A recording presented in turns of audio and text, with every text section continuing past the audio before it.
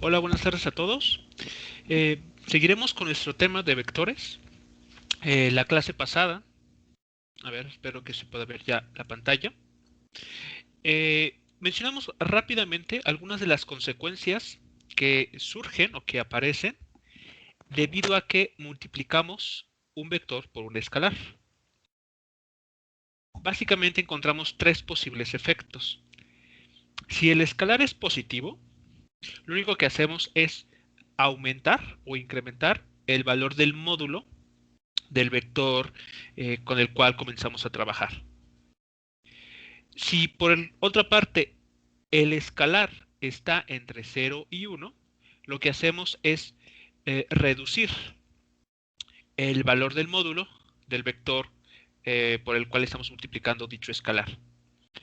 Y finalmente, si el escalar es al menos negativo, igual a menos 1, el efecto es no cambiar el módulo, sino cambiar la dirección de ese vector. ¿Cuánto cambiamos esa dirección? Pues en un ángulo igual a 180 grados. En los otros dos casos, aunque no se menciona, queda implícito que la dirección de estos de los vectores en esos dos casos, en el inciso A o en el inciso B, pues permanecen exactamente iguales. No afectamos para nada la dirección del vector, únicamente afectamos su módulo. Bien, entonces con esta vamos a explotar justamente esta idea de multiplicar un escalar por un vector para mencionar ahora la idea o el concepto de lo que vamos a conocer como vectores unitarios.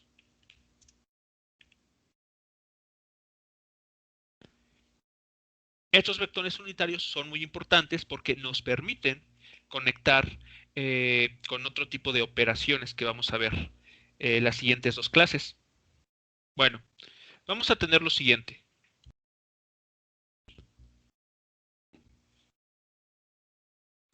Un vector unitario lo vamos a entender como aquel vector que tiene módulo 1. Esa va a ser la idea de fondo. Es un vector que tiene módulo igual a 1, al escalar 1, al escalar 1. ¿No?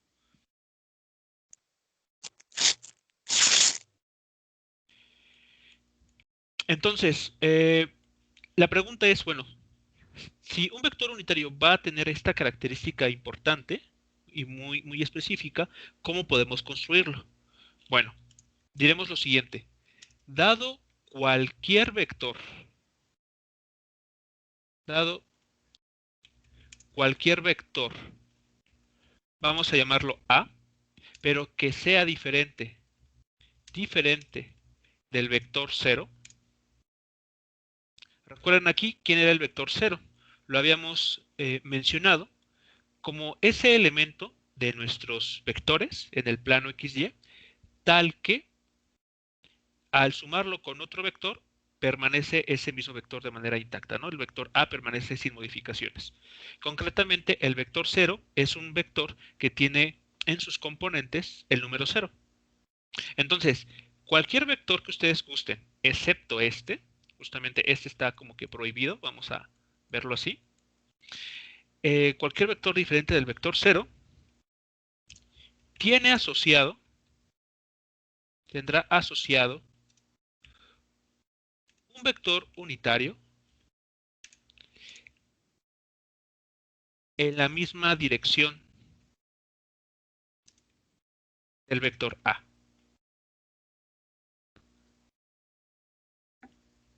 ¿De acuerdo? Entonces, esa es la idea importante. Nosotros podemos entonces obtener para cualquier vector, excepto el vector 0, un vector unitario que va a tener la misma dirección del vector A. La manera de encontrar dicho vector unitario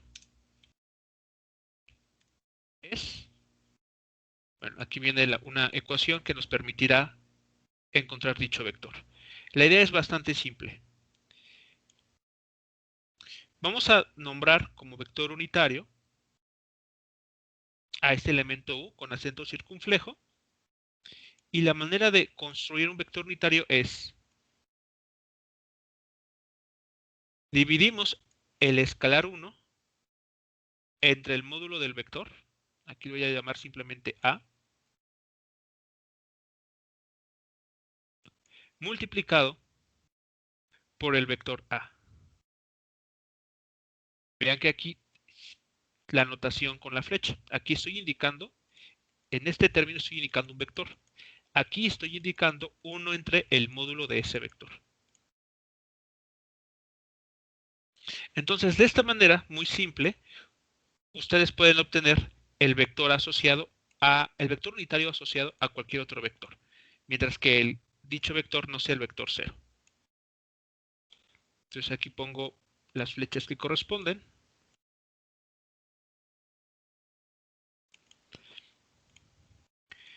Y es así entonces como quedaría nuestra definición.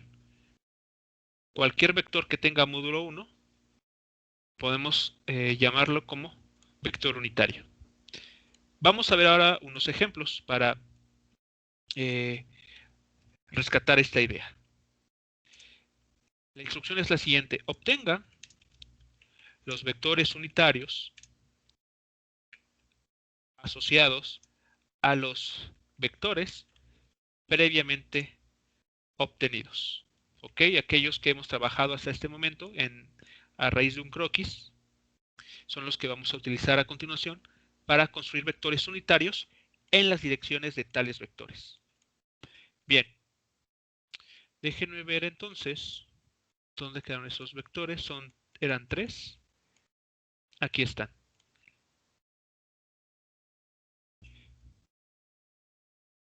El primer vector es este.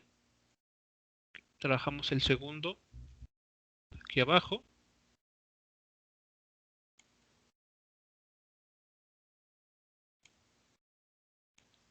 Y el último vector lo dejamos justo acá arriba.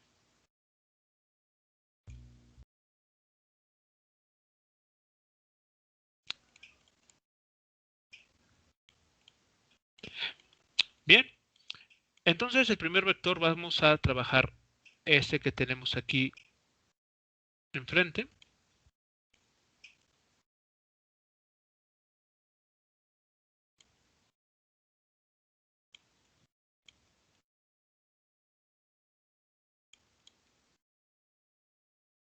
Muy bien, este es el primer vector. El vector unitario asociado a este va a tener entonces la siguiente forma. Primero, la notación va a ser la siguiente. Para vector unitario, recordemos, es un acento circunflejo sobre una U minúscula. Y para distinguirlo de los otros, pues vamos a poner ese subíndice AB que lo caracteriza. Bien, a continuación necesitamos el módulo del vector. Para este vector, ¿cuánto vale el módulo? Recuerden, lo tenemos en las notas.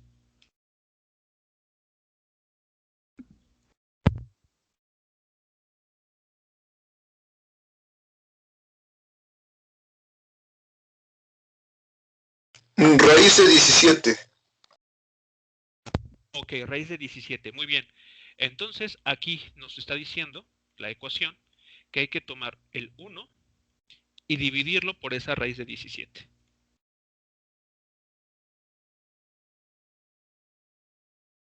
Ahí está. Tenemos entonces la primera cuenta. Lo siguiente es tomar el vector que estamos trabajando y multiplicarlo por ese escalar. Ahí está. ¿Cuánto resulta? ¿Cuál es la forma de este vector unitario? ¿Recuerdan cómo opera la operación o cómo se realiza la operación entre el producto de un vector con un escalar?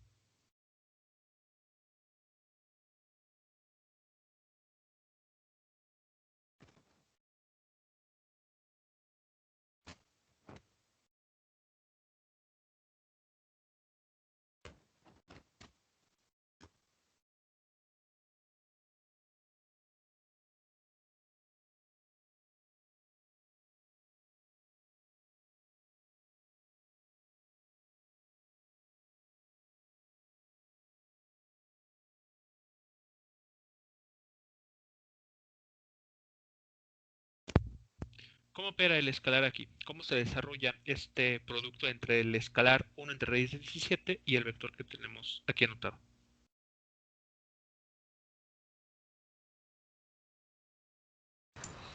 Puede ser que raíz de 17 se, por así decirlo, se divida 4i sobre raíz de 17 y luego más j entre raíz de 17. Ok, vale. El último término lo entiendo perfectamente. La idea, que es 4 dividiendo a raíz de 17. Bueno, siendo dividido por raíz de 17. Ese sería nuestro primer término. Ahí Sí. estoy de acuerdo. Pero el siguiente, ¿qué forma tendría que tener?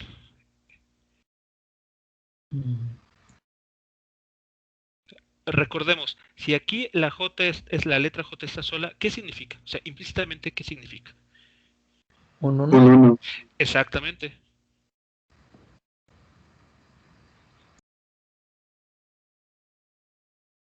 Entonces, el segundo término, ¿qué forma debe de tener? 1 sobre raíz de 7. Exacto, 1 sobre raíz de 17. De esta manera. Multiplicado, ahora sí, por el vector J. ¿Ok? Esto es más común que lo encuentren en la literatura que algo como de ese estilo. O sea, que de cierta manera sí está bien, pero es raro encontrarlo. Entonces, para evitar tal vez tener un poquito de conflicto con lo que ustedes encuentran en los libros, en internet o en cualquier otro lugar, vamos a utilizar esta forma de escribirlo, ¿no? Entonces, apelamos al hecho de que aquí hay un 1, no escrito explícitamente, que opera con 1 entre raíz de 17, quedándonos lo que tenemos ahí. Bien, entonces este sería nuestro vector unitario. Para no dejar para verificar o comprobar este resultado, determinemos ahora el módulo de ese vector. Es decir, vamos a obtener a continuación el módulo del vector que hemos obtenido.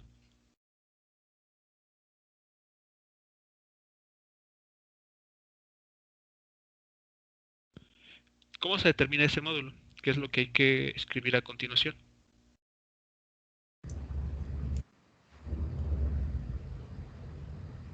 La raíz de la suma de los cuadrados de los componentes. Muy bien, la raíz cuadrada de cada uno de los cuadrados de las componentes sumadas, ¿no? Muy bien. Entonces tenemos aquí Sí. la primera componente elevada al cuadrado más, abrimos paréntesis, la segunda componente también elevada al cuadrado.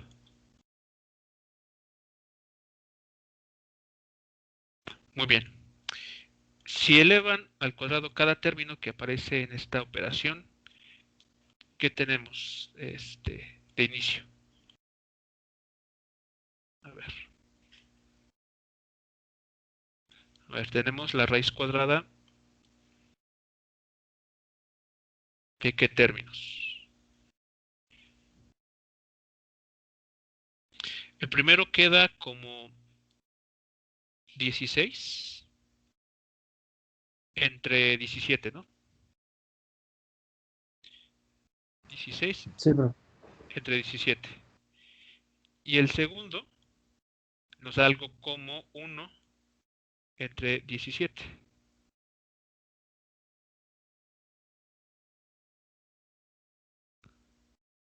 Y esto ya sea que lo operen así directamente a mano con la calculadora desde un inicio, ¿cuánto nos arroja?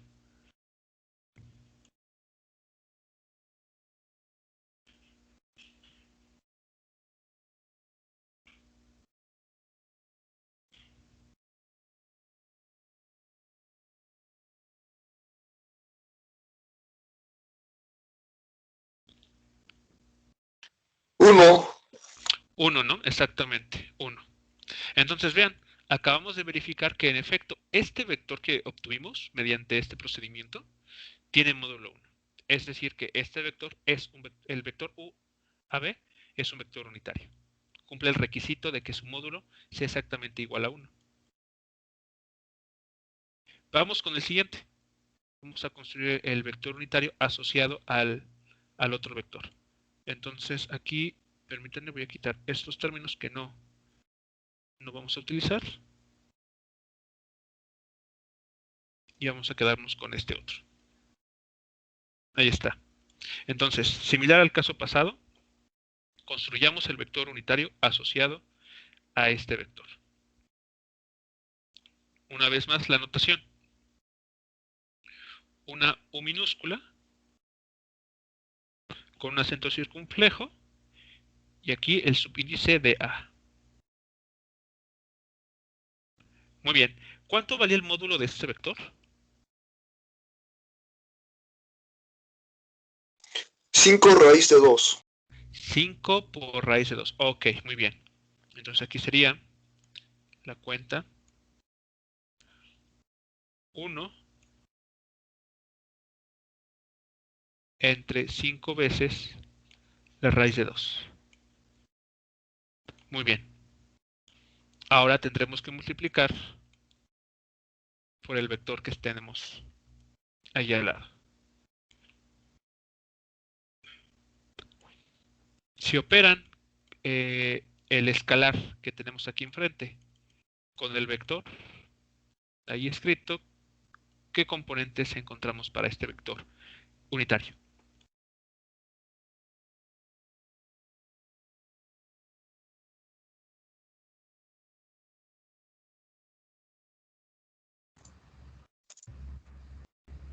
Podría ser menos 5 sobre 5 raíz de 2.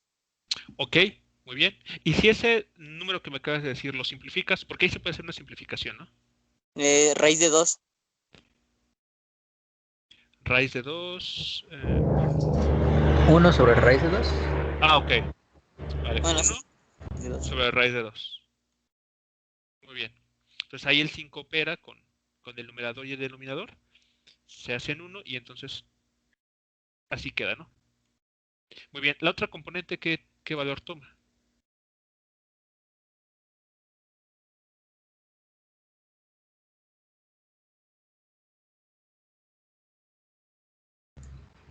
Lo mismo, pero positivo. El mismo valor, positivo. Ok. 1 entre raíz de 2 en la dirección J. Muy bien. Ahí está entonces. Ese vector es un vector unitario que tiene la misma dirección que el vector R de A. Aquí ustedes pueden verificar, al tomar el módulo de este vector, que tiene que darles igual a 1. Ahora, antes de continuar, ¿por qué podemos... voy a mover este otro vector. A ver, vamos a analizar las expresiones, las cantidades que tenemos ahí ya escritas. E intentemos dar un argumento para la siguiente pregunta. ¿Por qué podemos asegurar, incluso sin hacer ningún cálculo, que estos vectores que hemos construido tienen la misma dirección que los vectores que tenemos aquí en color rojo, el RB y el RDA? ¿Cómo podemos asegurar, repito, casi sin hacer ningún cálculo, que estos vectores unitarios que hemos obtenido sí tienen esta característica de que tienen la misma dirección que estos dos vectores?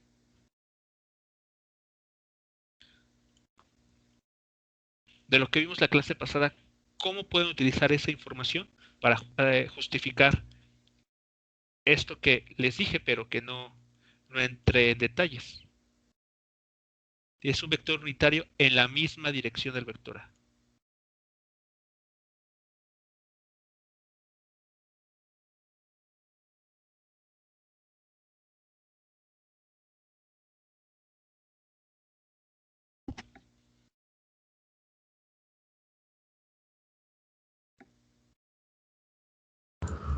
Porque se multiplica por su inverso multiplicativo.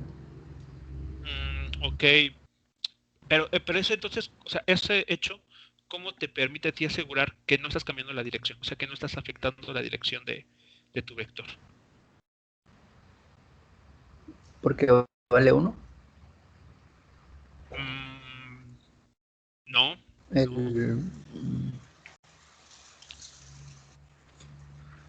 ¿Podría ser porque es mayor a 0? Porque es mayor a 0. Ok, ¿y qué vimos de los escalares mayores a 0? ¿Qué efecto tienen? Aquí estaba, ¿no?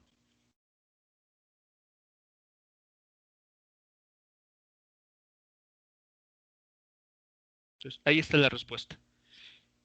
¿Por qué? Porque el escalar es positivo, ¿no? Es en general mayor a 0.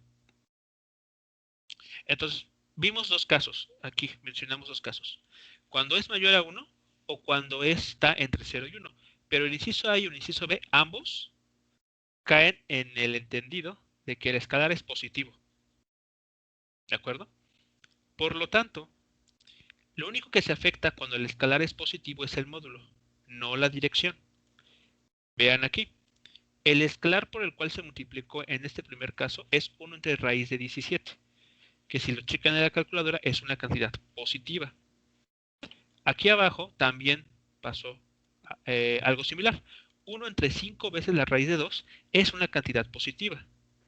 Por lo tanto, porque estos dos escalares en cada caso son positivos, tenemos asegurado que no estamos cambiando la dirección de nuestros vectores. Los estamos acortando en todo caso. Es decir, entonces, que en general, si ustedes tienen un vector A, apuntando en cualquier dirección en el plano, cuando ustedes construyen un vector unitario, lo que hacen es construir un vector aquí pequeño, de módulo 1, que tiene exactamente la misma dirección que su vector original. Entonces, ahí está la razón, ¿no? Es un escalar positivo por el cual se está multiplicando. Eso nos asegura que no afectamos para nada la dirección del vector. Si quisiéramos invertir la dirección, modificar la dirección, ¿por qué escalar habrá que multiplicar? un negativo. Por uno negativo. Exactamente. Solamente cuando multiplican por un escalar negativo es cuando cambian la dirección de un vector. Por eso, la afirmación que teníamos al inicio es cierta. Bien, para no dejar este último vector ahí solo, vamos a hacer la construcción de su vector unitario.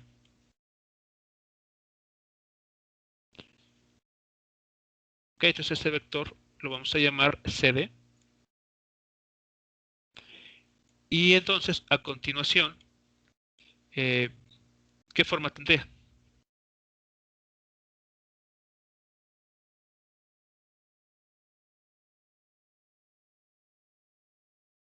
Cinco. Su módulo 5. Su módulo es 5. ¿Y cómo entonces quedará el término? Un quinto. Un quinto, muy bien. El número un quinto, multiplicando a nuestro vector ahí en amarillo. Y hacen ya el desarrollo. Que, ¿Cómo quedan las componentes del vector que resulta?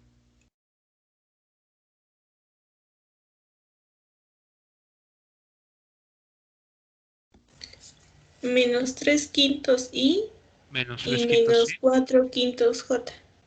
Exactamente.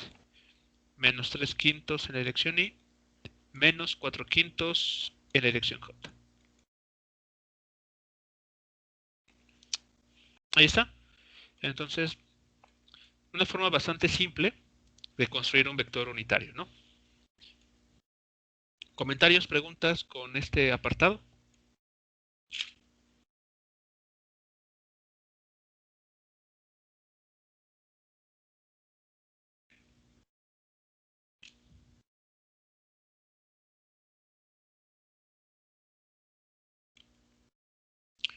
Bien, entonces, eso es la manera en que construimos vectores unitarios para cualquier vector, excepto el vector 0. Ahí no se puede definir un vector unitario. Bueno, vean entonces, hasta ese momento hemos hablado de varias cosas para los vectores. Hemos hablado de cómo construirlo, o sea, geométricamente, qué es lo que significa la unión de dos puntos en el plano cartesiano. Hemos hablado de su módulo, que el módulo geométricamente lo podemos entender como una aplicación del teorema de Pitágoras. Entonces, bueno, no hay mucha complicación ahí. Solamente elevar al cuadrado cada una de las componentes del vector y sumarlas posteriormente. Y a ese resultado, extraerle la raíz cuadrada. También mencionamos cómo orientar los vectores, ¿no? Y esto se logra a través del ángulo θ. El ángulo θ siempre se mide en contra de las manecillas de reloj y se mide a partir del eje X positivo. Si nuestro vector está en algún cuadrante que no coincida con el primero, entonces ahí habrá que agregarle 180 grados o incluso 360 grados, dependiendo del cuadrante. ¿Qué hemos mencionado también? Operaciones. Podemos sumar vectores. Los sumamos de esta manera. Tenemos estas propiedades. Podemos multiplicar un vector por un escalar. El resultado nos da otro vector. Tenemos estas propiedades. Dependiendo del tipo de escalar por el cual multiplicamos el vector, vemos que podemos alterar o bien el módulo o la dirección del vector. Y finalmente, para cualquier vector, excepto el vector 0, podemos definir un vector unitario. Estos vectores unitarios son los que tienen módulo 1. Bueno, con toda esta información que tenemos en nuestra mano, podemos extender la idea a vectores en 3 dimensiones. Porque nuestro mundo en el que nos desarrollamos, en el que vivimos y en el que ustedes se van a desempeñar, no está contenido en el plano, sino que estamos en un espacio tridimensional. Entonces tenemos que generalizar los vectores. La idea va a ser la siguiente. Vamos a ponerlo así. Nuestro entorno físico se desarrolla o tiene 3 dimensiones asociadas, que conocemos como largo, ancho y alto, ¿no?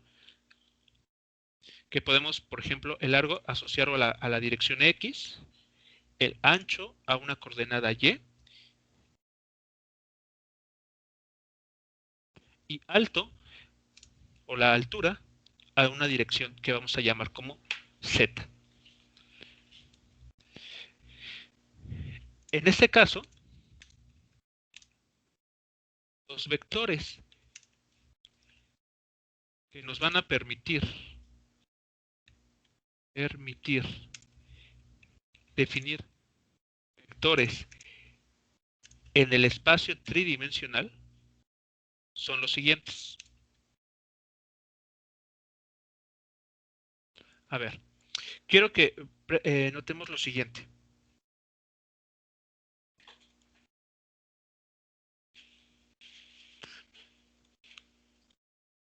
Desde un inicio dijimos, ¿no?, que vamos a trabajar con el plano cartesiano. Y en el plano cartesiano, que está formado por la dirección X y la dirección Y, comenzamos a hablar de vectores.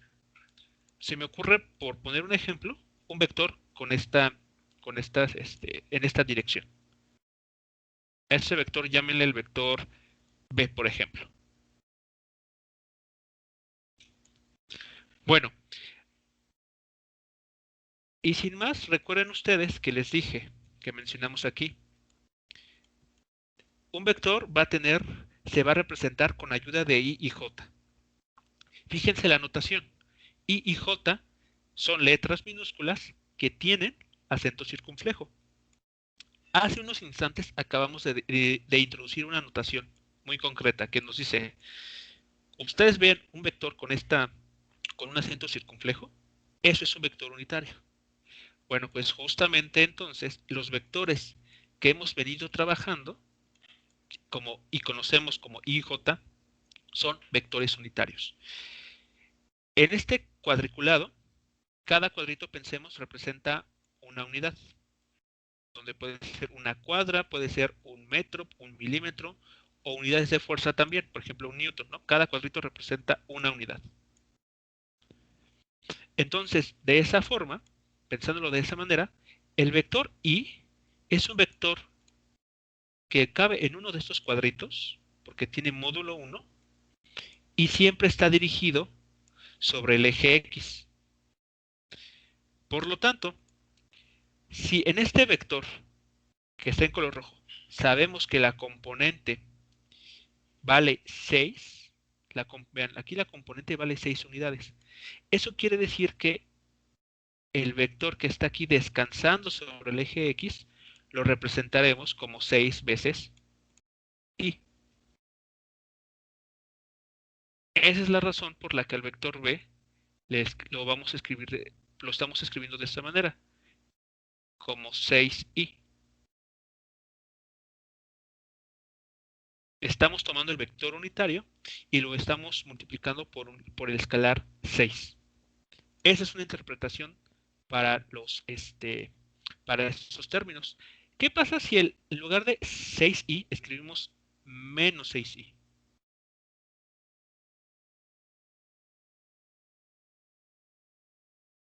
¿Qué efecto tendrá entonces sobre nuestra figura?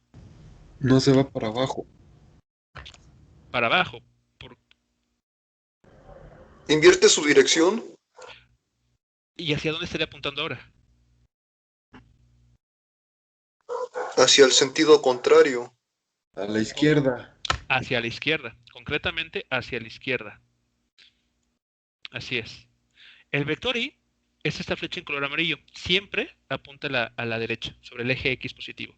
Si le ponemos este menos 6, quiere decir, primero, lo cambiamos de dirección. O sea, lo giramos 180 grados. Y después lo multiplicamos por escalar 6. Esa es la razón por la que cuando hablamos de una dirección a la izquierda, utilizamos el signo negativo. Porque estamos girando el vector unitario i hacia la izquierda. Bien. De forma vertical, o sea, ahora fijémonos en el eje y. En el eje y también tenemos por aquí un vector unitario. Este vector que cabe en un cuadrito. Ese vector unitario es justamente el vector j. Entonces, cuando hablamos de las componentes del vector, por ejemplo aquí, para el vector b, vemos que de la figura tiene una componente 4j. ¿Qué quiere decir ese término 4j? Pues que agarramos el vector j, lo multiplicamos por el escalar 4. ¿Qué efecto tuvo? Le aumentamos su módulo 4 veces. Pero no cambiamos su dirección. Vean que seguimos apuntando hacia arriba. Pero ¿qué pasaría si escribimos menos 6j, por ejemplo?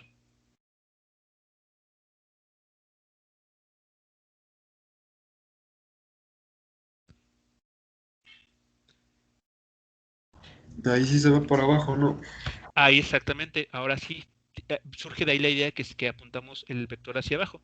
Porque este j lo invertimos, o sea, ahora apunta hacia abajo, lo giramos 180 grados y después lo multiplicamos por escalar 6. Es decir, aumentamos su longitud 6 veces. Y ahí está. Esa es la razón por la que estos vectores unitarios son importantes. Porque con ellos nos permiten, podemos obtener cualquier vector. Son nuestro vector base. De hecho, no sé si a ustedes les suena justamente que hayan visto en álgebra el semestre pasado, algo que se conoce como el espacio o los vectores base o algo así. Entonces, algo de esa idea que se ve en álgebra, lo estamos aquí recuperando. Bueno, eso es lo que sucede en el plano XY. Pero ahora, ¿qué pasa para el caso tridimensional? Aquí estamos tratando de extender la idea del caso tridimensional. Bueno, para el caso tridimensional, pensemos ahora en la siguiente situación. Creo que así se alcanza a distinguir bien. La idea es la siguiente. Pensemos que todo esto que hemos hablado en el plano, todo esto, es más, hasta el croquis que construimos con estos lugares, con estas estaciones de metro, los estuvimos viendo con la ayuda de un dron. Entonces tenemos digamos que el panorama completo de una ciudad, pero visto desde una cierta altura. Entonces, ese dron se encuentra respecto al suelo una cierta cantidad de metros por arriba de este. Si ahora cambiamos un poquito la vista, lo vemos de forma lateral, desde una colina, por ejemplo, ¿qué es lo que estaríamos observando? Que ahora el plano XY se puede ver de esta manera. Este vector B, dibujamos en color rojo, se vería así en el suelo, aproximadamente. ¿Okay? Este vector B, esta flecha en color rojo, repito, está en el suelo. Pensemos que está en el suelo. Y entonces el dron, para poder ubicarlo, necesitamos una nueva dirección. Es justamente la dirección Z. Ahí está. Esta dirección Z es justamente la que nos permite medir las alturas respecto al suelo. Entonces,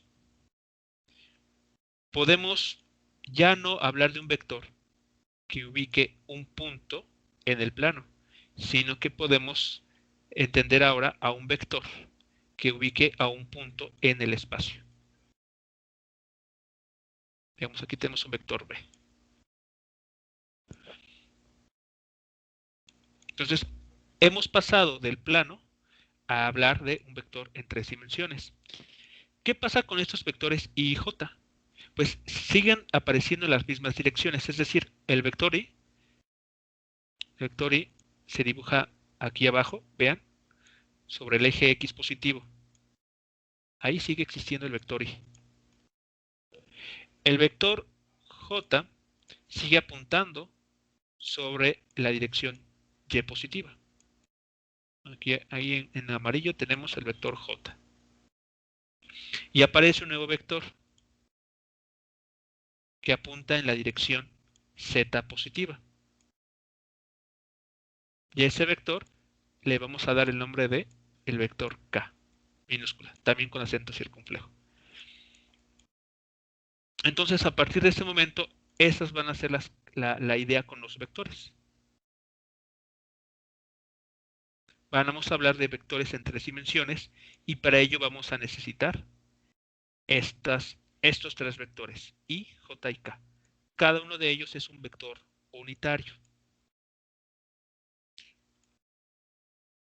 Entonces definamos aquí. Para escribir un vector de forma analítica,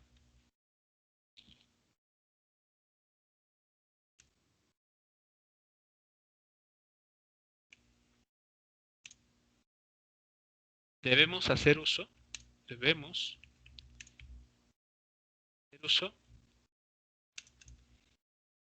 los vectores unitarios que llamamos I, J y K de la siguiente forma.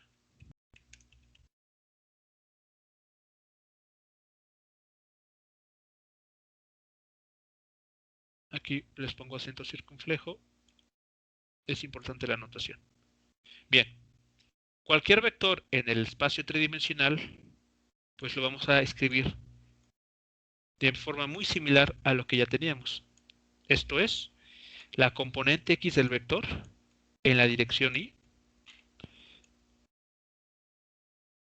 más la componente la componente Y en la dirección del vector J más la componente Z en la dirección del vector K.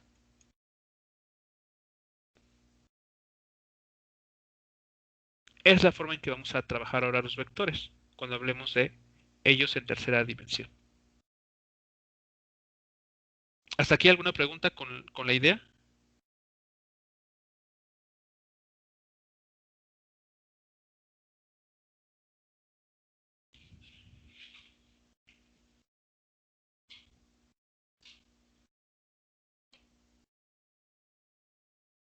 No, profe. ¿No? Por ahora no. Ok. Ahora, bueno, ya que estamos como que comenzando a manejar la idea de vectores en 3 dimensiones, puede surgir una pregunta. Entonces, todo lo que vimos o qué de lo que hemos visto lo vamos a poder seguir utilizando y qué va a cambiar. Porque imagínense que digamos, para vectores en 3 dimensiones, nada de lo que vimos sirve. Vamos a estar haciendo como que tendríamos que arrancar desde cero para ahora hablar de vectores en 3 dimensiones. Y la respuesta es, hay cosas, hay cantidades que vamos a seguir utilizando cuando hablemos de vectores en 3 dimensiones. Vamos a mencionar primero cuáles de las cantidades que ya tenemos vamos a seguir utilizando y cuál vamos a tener que modificar. Bueno, la primera cantidad que se queda hasta cierto punto igual es el módulo de un vector. Va a tener que sufrir una modificación, pero la idea es básicamente la misma que ya tenemos, ¿no? La del teorema de Pitágoras. Bien, entonces, aquí, en este esquema, voy a quitar aquello que ya no voy a ocupar. Entonces, esos vectores ahí van a estar presentes, pero por el momento no me interesa considerarlos.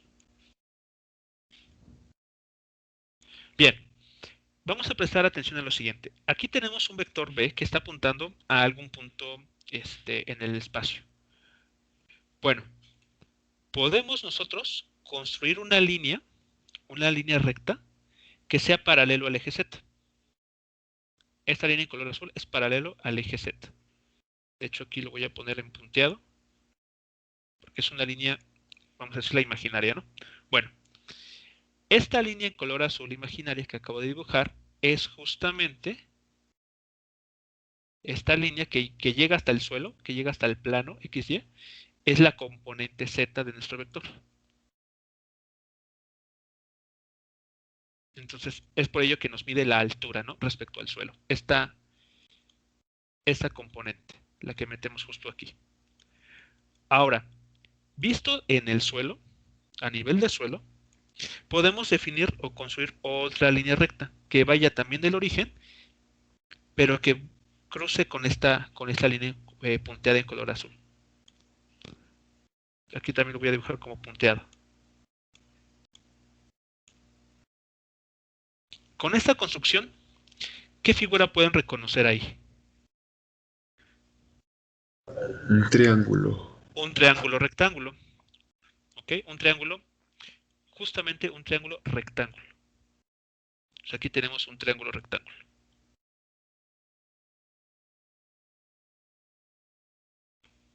Muy bien. Para ese triángulo rectángulo, vean, tenemos la componente Z, que funciona como uno de los catetos. Tenemos un lado, el lado que va desde el origen hasta el punto B, bueno, hasta el punto aquí que señala el vector, que voy a dibujar a continuación. Este lado,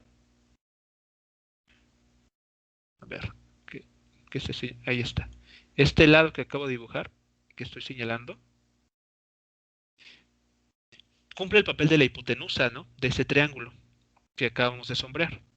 Bueno, para ponerle un nombre, lo voy a llamar el módulo del vector B.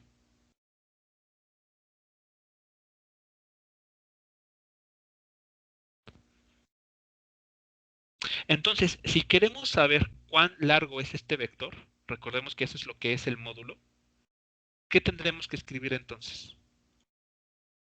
Para este vector.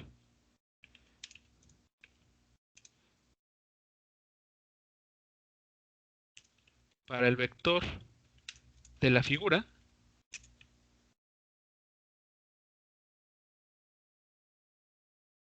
el módulo se calcula como,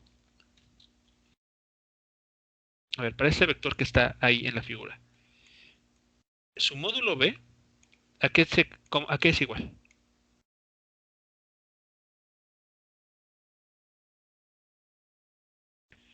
Si seguimos esta idea del teorema de Pitágoras.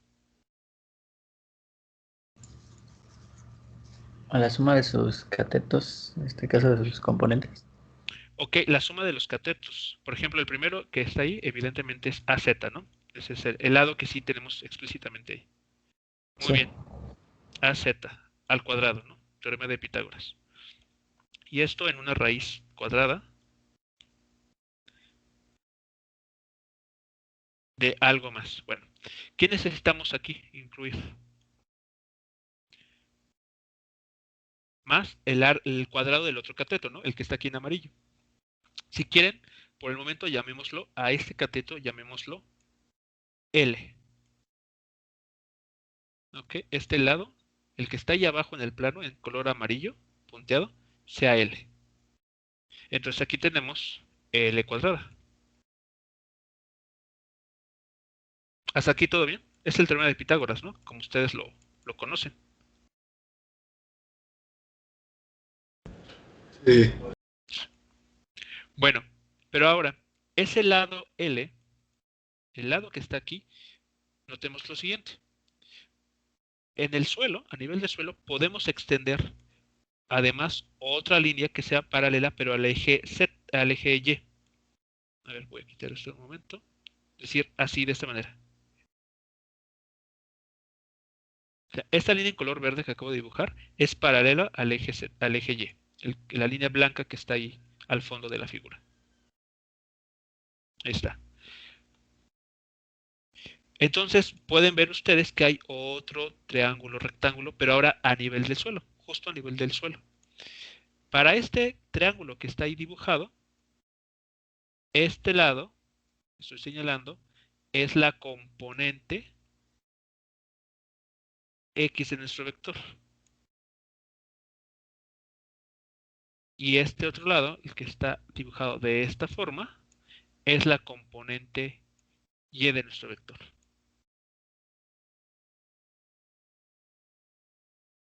Entonces aquí, perdón, voy a cambiarlo por A, porque si no, parece que tenemos más cantidades de las que en verdad son. Entonces aquí todo es, aquí en realidad estamos hablando del vector A, del módulo, aquí es el módulo del vector A, al igual que acá. Bien, entonces esta L que dibujamos, ¿qué papel juega para el triángulo que está a nivel de suelo?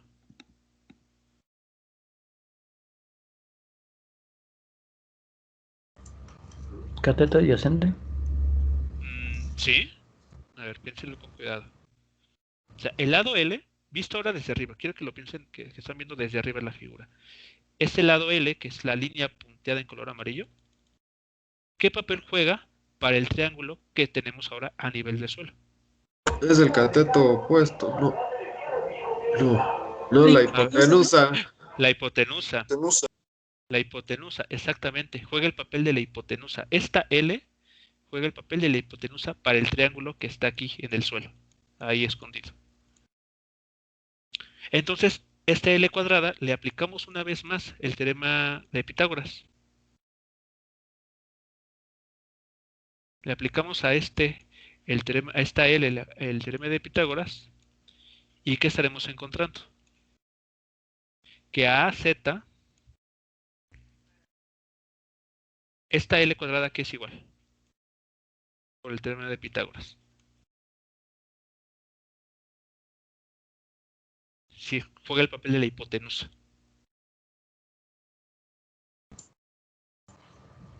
A la suma de los componentes AX más AY. El raíz Exactamente. de la suma de los cuadrados. Ok, bueno, raíz no, porque como está elevado al cuadrado, Ah, bueno, sí. ajá, entonces quedaría así. Más AY, así simplemente. Ok, aquí al cuadrado. Aquí un paréntesis y todo esto afectado por la raíz cuadrada. Bueno, pues ahí está. Así es como se va a determinar el módulo de un vector en 3 dimensiones. A lo que ustedes ya conocían, que ya habíamos operado en ciertos ejemplos, lo único que hay que hacerle es agregarle esta componente z, elevada al cuadrado también, y lo operan de este modo. O de una forma más familiar, lo podemos poner como la raíz cuadrada de todos esos términos acomodados en orden, ¿no? Primero, el cuadrado de la componente x más el cuadrado de la componente y más el cuadrado de la componente z.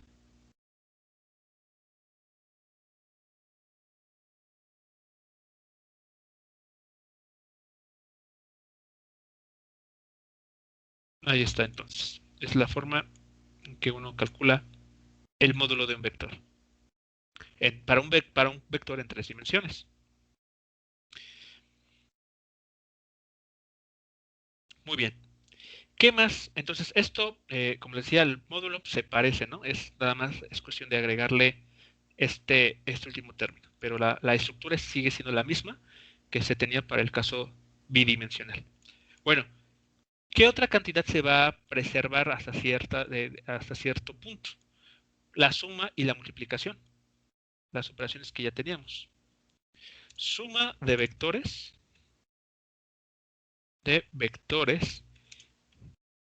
y la multiplicación de vectores con escalares. Bueno, la única modificación que vamos a observar va a ser la siguiente. La operación va a ser exactamente la misma de lo que teníamos acá.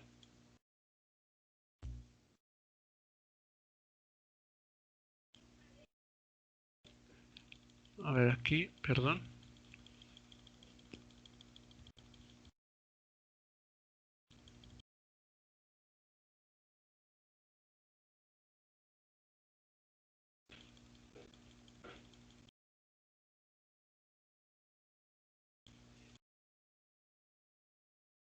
Ok, a ver, entonces de lo que tenemos aquí arriba.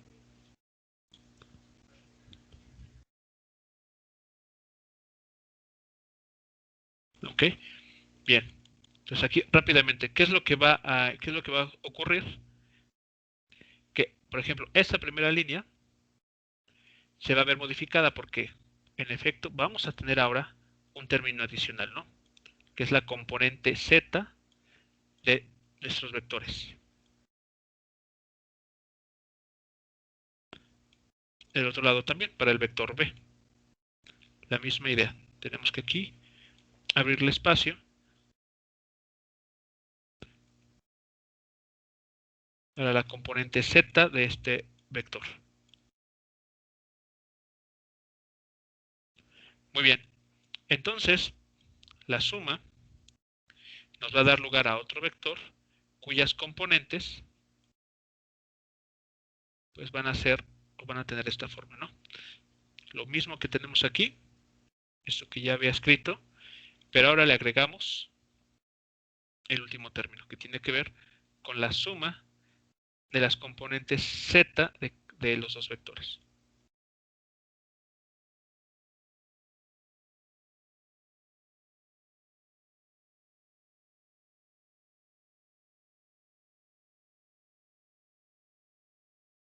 Y listo. Vean entonces que la suma, lo que vamos a llamar suma de vectores, se modifica así, pero ligeramente. Lo único que hay que tener cuidado es de agregar esa última componente. Las propiedades que mencionamos, estas 4, siguen siendo válidas. Sigue habiendo una propiedad conmutativa, una asociativa, sigue existiendo un neutro aditivo. La única diferencia es que ese neutro aditivo pues va a tener una tercera componente, otro 0 en la dirección K. Y la existencia del neutro del inverso aditivo también va a estar presente. Entonces vean que aquí nunca dijimos específicamente que los vectores A y B tuviesen dos componentes nada más. Por esa razón estas propiedades siguen siendo válidas. Bueno, ¿qué pasa con la multiplicación ahora? Pues de forma muy muy similar a lo que tenemos.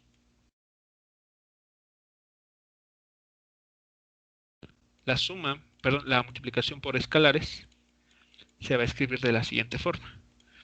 Abrimos una vez más un espacio para escribir la componente z del vector.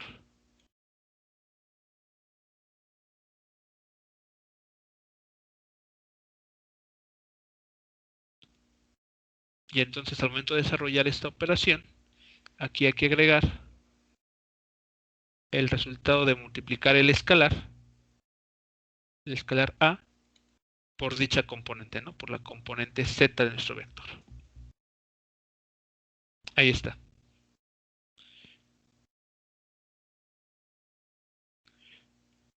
Preguntas hasta aquí, comentarios sobre estas 3 operaciones que vemos que se siguen aplicando.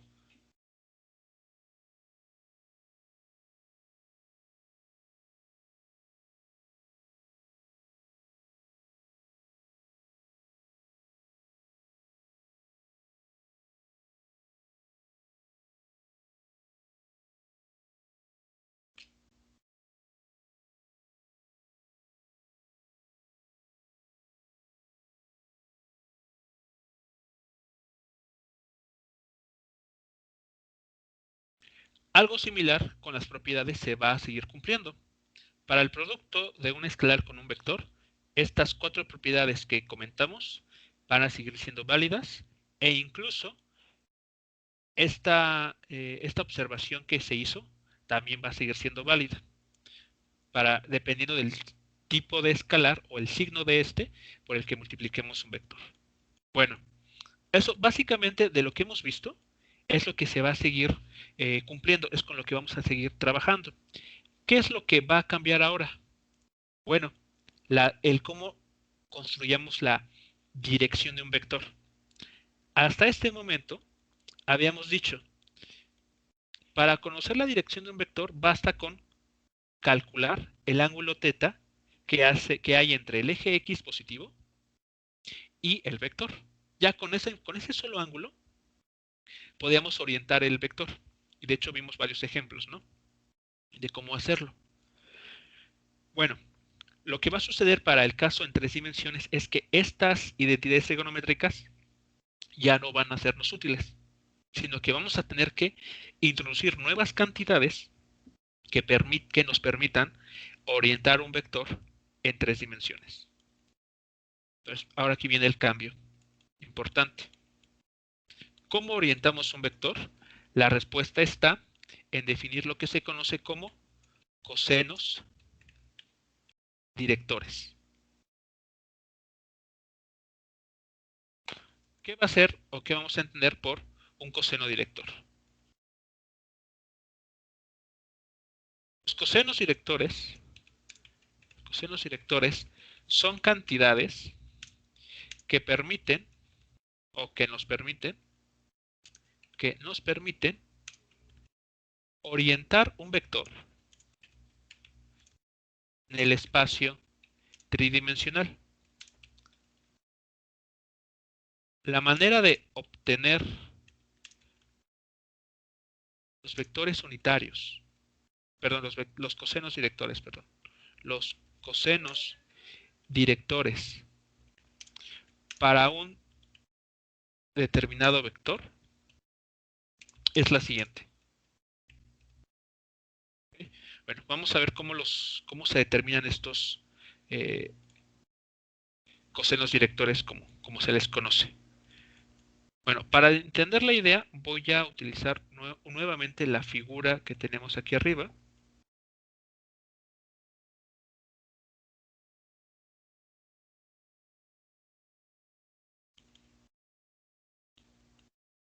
Ok, pero voy a limpiar, voy a quitar algunas cosas que no nos van a ser útiles para lo que voy a comentarles a continuación.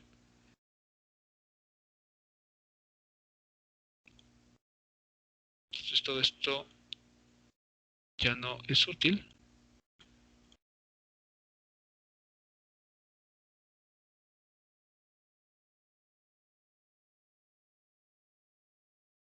Ok, hasta ahí creo que tenemos la información que necesitamos. Muy bien. Vamos a prestar atención a lo siguiente. Este vector A está, repito, dirigido hacia algún punto del espacio. No sabemos exactamente cuál sea, pero así está. Bueno, notemos lo siguiente. Entre el vector en color rojo y el eje X positivo se está formando un ángulo. Aquí lo estoy señalando. Vean, está el ángulo que se forma entre el eje X positivo y el vector en color rojo. A este ángulo lo vamos a llamar el ángulo alfa. De manera equivalente, entre el vector, la línea en color rojo, y el eje Y positivo, se está formando otro vector. A ese otro vector que se está formando aquí lo vamos a llamar beta. El ángulo beta. Y finalmente, entre el eje Z positivo y el vector A se está formando otro ángulo. A este ángulo lo vamos a llamar gamma.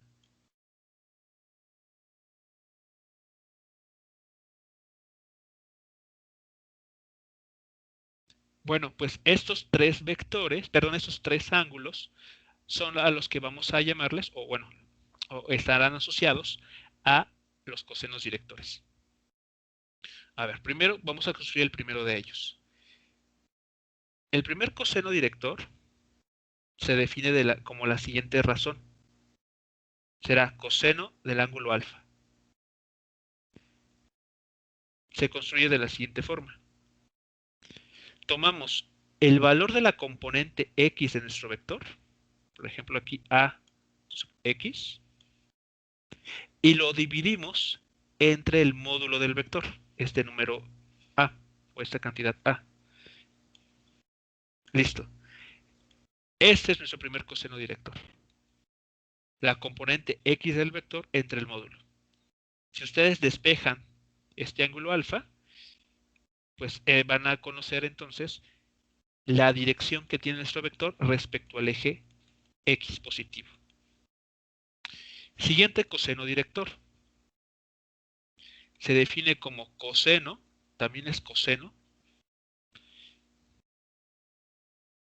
La función trigonométrica coseno, pero ahora del ángulo beta. Coseno de beta.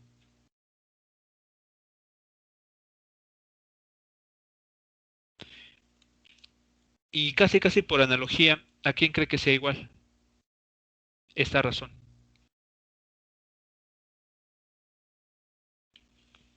A con el componente Z. No, a ver. B. Beta es este ángulo, el que se está formando entre el eje X y el vector.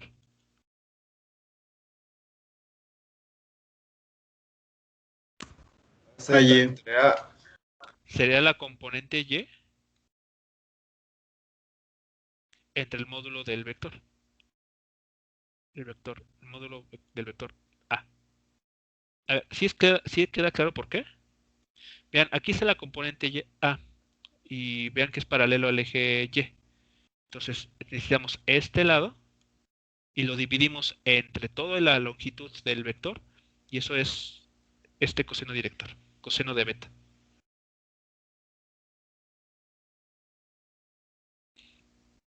¿Okay? Y finalmente tenemos el último coseno director. Va a ser coseno del ángulo gamma.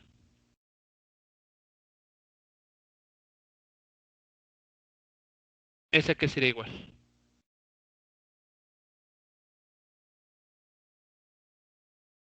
A por la, bueno, AZ sobre el módulo de A.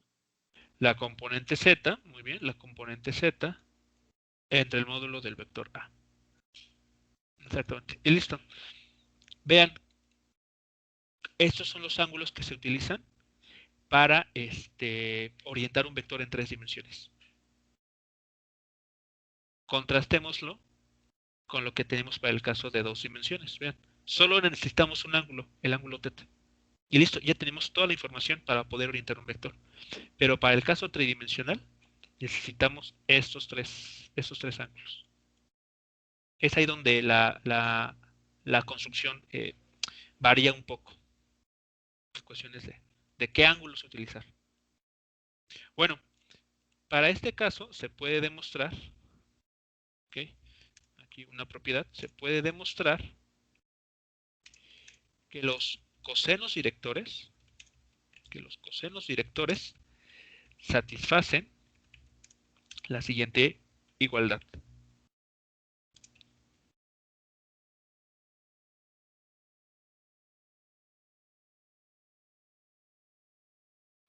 Bien, la igualdad que uno puede demostrar que tienen estos cosenos directores es la siguiente.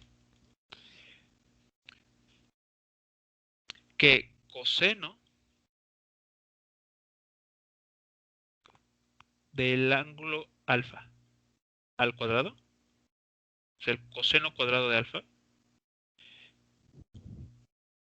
más el coseno cuadrado del ángulo beta,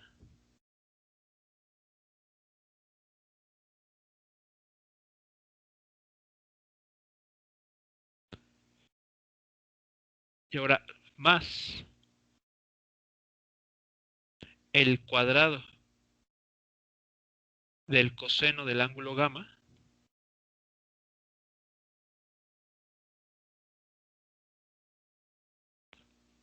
es igual a 1.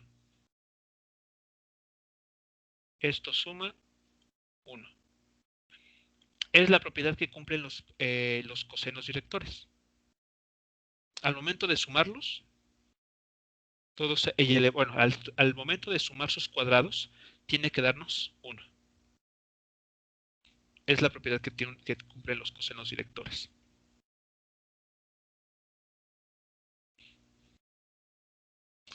¿Ok? ¿Hasta aquí alguna pregunta?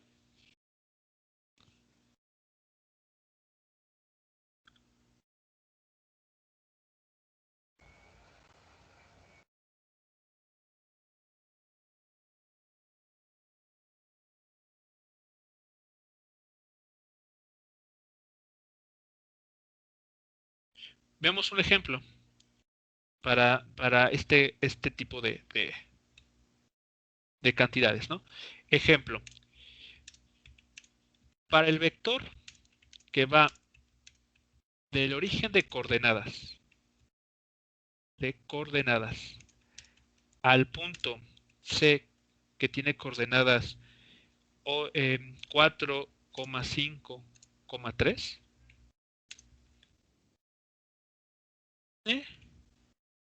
los cosenos directores asociados.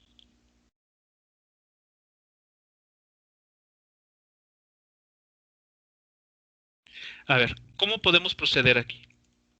A ver, ¿qué harían ustedes para comenzar a resolver este problema? Tenemos que para el vector que va del origen de coordenadas al punto 4,5,3, debemos determinar sus cosenos directores.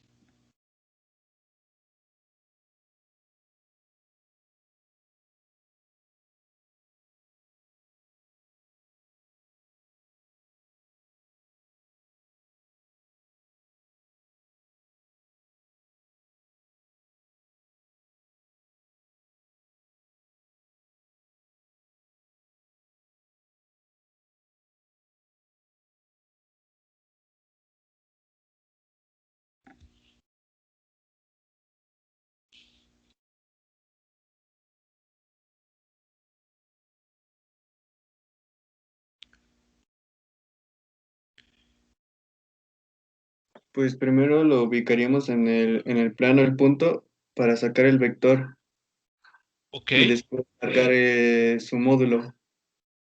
vale, muy bien. Entonces, a Y ver, con las primero, ecuaciones que ya tenemos, las podemos hacer despejes y ajá, ya sacar los cosenos. ok, muy bien. Entonces, primero ubicamos ese punto. Me parece perfecto. Entonces, bueno, tal vez aquí de forma muy aproximada. A ver, vamos a hacerlo así. Aquí tenemos cada raya representa una unidad.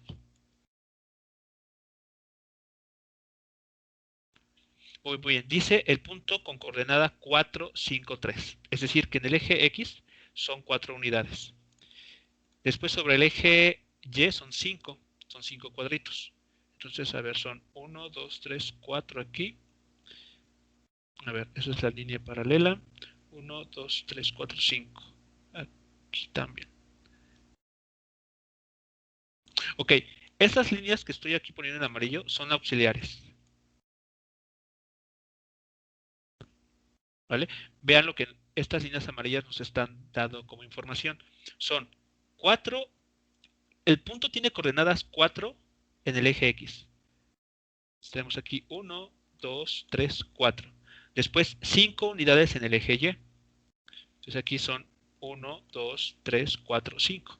Entonces este punto Lo estamos ubicando hasta este nivel, 4,5. Falta ubicar la coordenada z. Entonces, para ello, avanzamos hacia arriba. 3 unidades. 1, 2 y 3.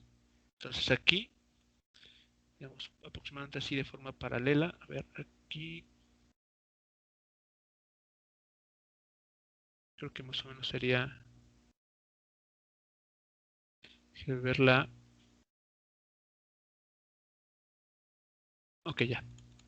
Muy bien. 3 cuadritos. Entonces, a ver, de aquí, para no errarle, voy a ocupar esos 3 rayitas. Las voy a poner ahí. Entonces, el punto anda justo en este lugar. Aquí es el punto C. Borro esto y dejo punteado.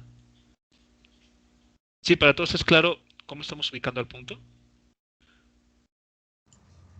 Sí, profe. Sí, 4, 5, 3. Muy bien. Siguiente aspecto, construimos o dibujamos el vector que va del origen a ese punto. Entonces, desde el origen comenzamos y trazamos una línea que vaya a ese punto. Yo creo que mejor elijo otro color.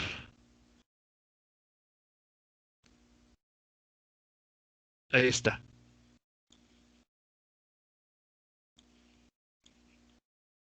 Ahí está, tenemos nuestro vector. ¿Qué nombre quieren utilizar para este vector?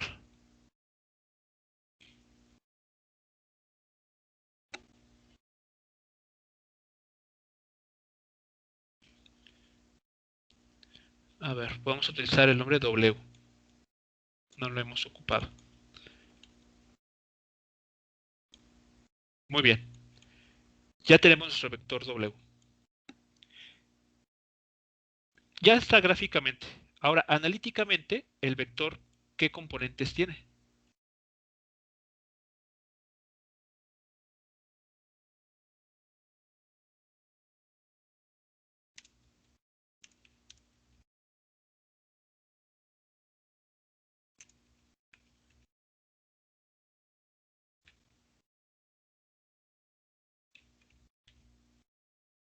A ver, ¿cuál es la forma de ese vector analíticamente hablando? ¿Cuánto valen sus componentes?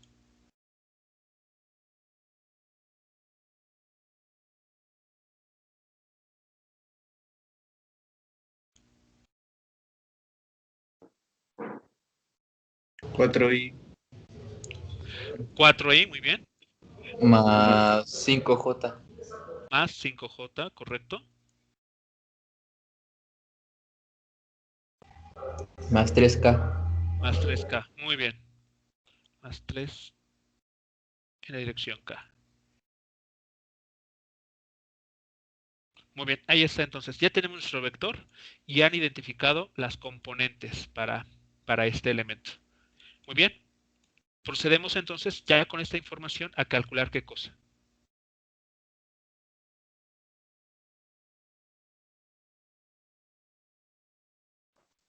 su módulo. Módulo, muy bien. El módulo del vector W es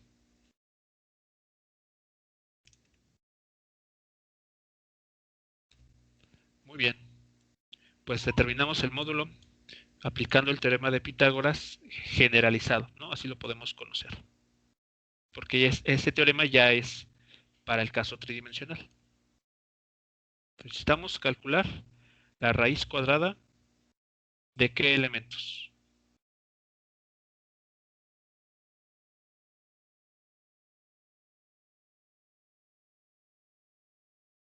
4, 5 y 3. Bueno, 4 al cuadrado más 5 al cuadrado más 3 al cuadrado. Muy bien, ¿y eso cuánto da? Ya sea exacta o aproximadamente. O en términos de raíz cuadrada también lo pueden expresar. Si no tiene raíz exacta.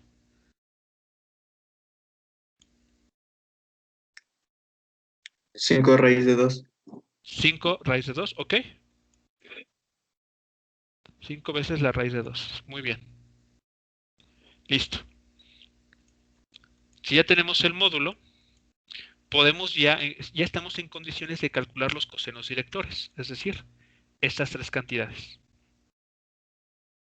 A ver, entonces voy a hacer copy-paste de lo que tenemos aquí.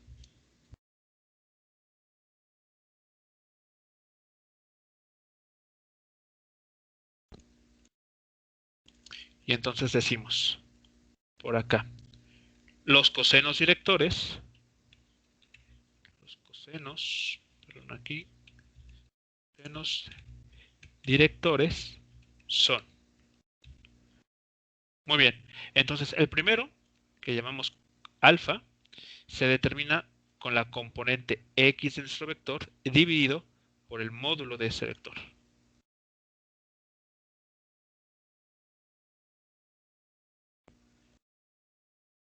¿Cuánto vale este coseno director?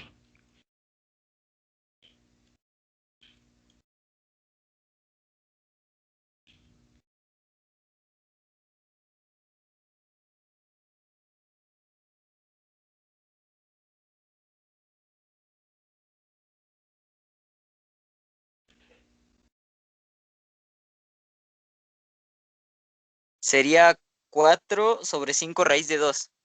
4 sobre 5 raíz de 2. Muy bien. En efecto, sería el número 4 sobre 5 veces la raíz de 2.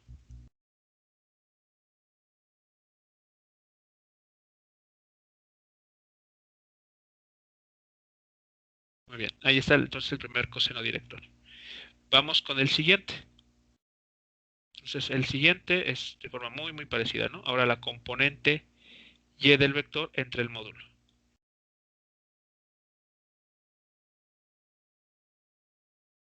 ¿Qué dato sería aquí?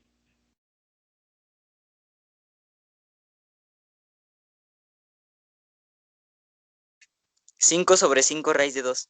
5 sobre 5 raíz de 2. Muy bien. ¿Y eso cómo se simplifica? De forma simplificada. Sería 1 sobre la raíz de 2. 1 sobre la raíz de Exacto, 2. 1 sobre la raíz de 2. Muy bien. Ahí sí podemos simplificar un poco. Y finalmente, el último coseno director.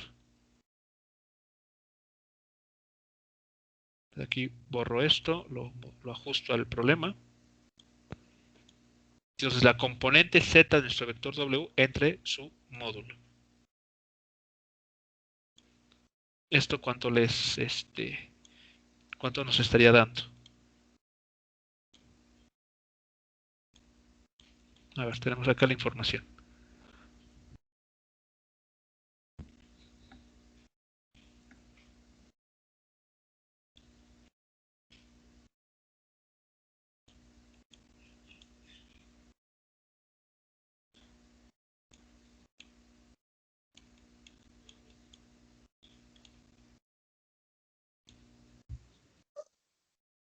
Tres sobre 5 raíz de 2. Exacto, 3 sobre 5 veces la raíz de 2. Muy bien, listo. Y ahí está. Esos serían los cosenos directores para este vector en 3 dimensiones. Si ustedes quisieran conocer el ángulo que se forma con cada uno de los ejes coordenados, x, y, z, pues lo único que hacen es despejar. ¿No? Aplican el coseno o inverso o arco coseno y ya van a conocer cuál es la inclinación que tiene este vector, este que acabamos de dibujar aquí en color azul, con relación a cada uno de los ejes coordenados. A ver, por ejemplo, para el primero, ¿cuál es el ángulo que se está formando? A ver, apliquen el coseno inverso o el arco coseno para encontrar los ángulos en cada caso.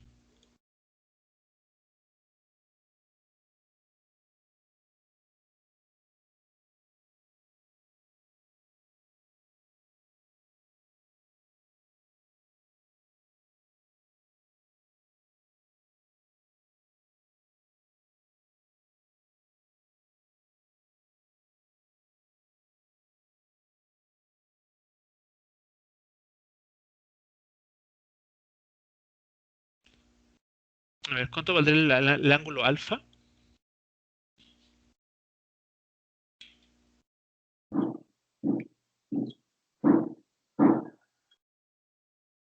Me salió que es 55.55.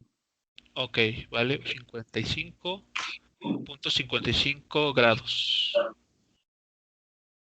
Ok. El ángulo beta,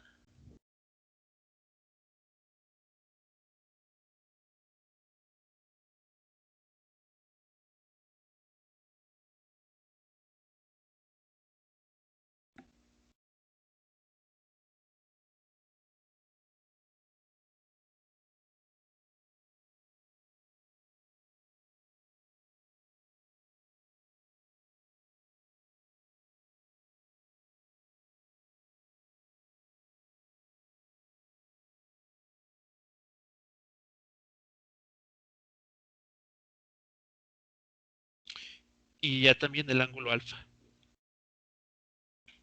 ¿Cuánto obtienen para cada uno de los otros dos ángulos?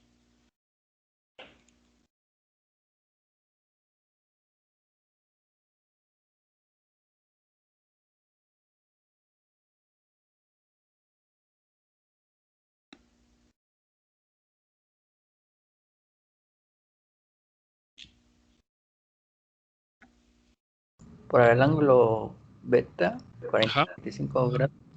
45 grados, ok. ¿Y el ángulo gamma? 64.90. 64.90. Ok, casi 63. Muy bien. Bueno, pues entonces estos tres ángulos que me acaban de mencionar son los ángulos que se está formando entre la línea azul y los correspondientes ejes coordenados. Entonces la figura no ayuda mucho, pero la idea es esa, ¿no? Si uno mide la inclinación que tiene este vector en color azul con cada uno de los ejes, estos serían los ángulos que uno estaría registrando. Y ya con esos tres, con esta triada de ángulos, ustedes pueden ya dirigir un vector en 3 dimensiones. Muy bien, muchachos, pues entonces esto sería hasta este momento lo que llevamos de la clase, del tema.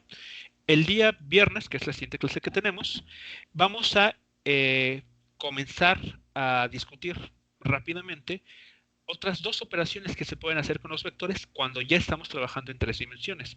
Esto es el producto escalar y el producto vectorial, ¿no? Entonces vamos a utilizar estas dos sesiones para hablar de cada una de estas operaciones. Bien, no sé si existe alguna pregunta o comentario con relación a esto que acabamos de ver. Mientras yo les envío el link para su base de asistencia. Profe, yo tengo una duda. Sí, adelante.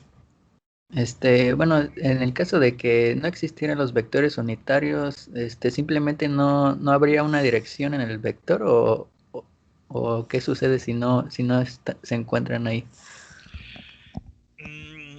Ok, es difícil. Bueno, a ver, los vectores unitarios es se definen desde el momento en que tú puedes obtener un plano cartesiano. O sea, un plano cartesiano te ayuda a definir un vector unitario. Entonces, si tú tienes si tú construyes un sistema coordenado, llámale por ejemplo uno nuevo, ¿no? U y V. Tú para ese sistema coordenado puedes definir vectores unitarios. Ahora llámalos M y N. Entonces, sí va a ser posible, pero va a depender de cómo tú definas tu sistema de coordenadas. Entonces, sí, no es que no existan, sino que siempre vas a poder definir un, un conjunto de vectores unitarios. Desde el momento en que tú hablas de un sistema coordenado. Se está ligado. Oh, ya, entonces a fuerzas tiene que existir ahí. Tú puedes definir un conjunto de vectores que sean como I, J y K. Por ejemplo, no sé si en cálculo vectorial ya, bueno, por ejemplo, en cálculo vectorial, aquellos que lo estén llevando ya, les van a hablar de coordenadas cilíndricas, por ejemplo. es decir, un nuevo sistema de coordenadas que no es el que estamos viendo nosotros. Y para ese sistema de coordenadas, ustedes pueden definir un nuevo conjunto de vectores unitarios. Entonces, siempre vas a poder hablar de vectores unitarios dependiendo del sistema de coordenadas que tú elijas para ubicar un punto. Ok, profe, muchas gracias. Sí, de nada. Bien, muchachos, pues bueno. Entonces terminamos la sesión. Nos escuchamos el día viernes. Tengan excelente tarde. Sale, profe, hasta luego. Hasta luego.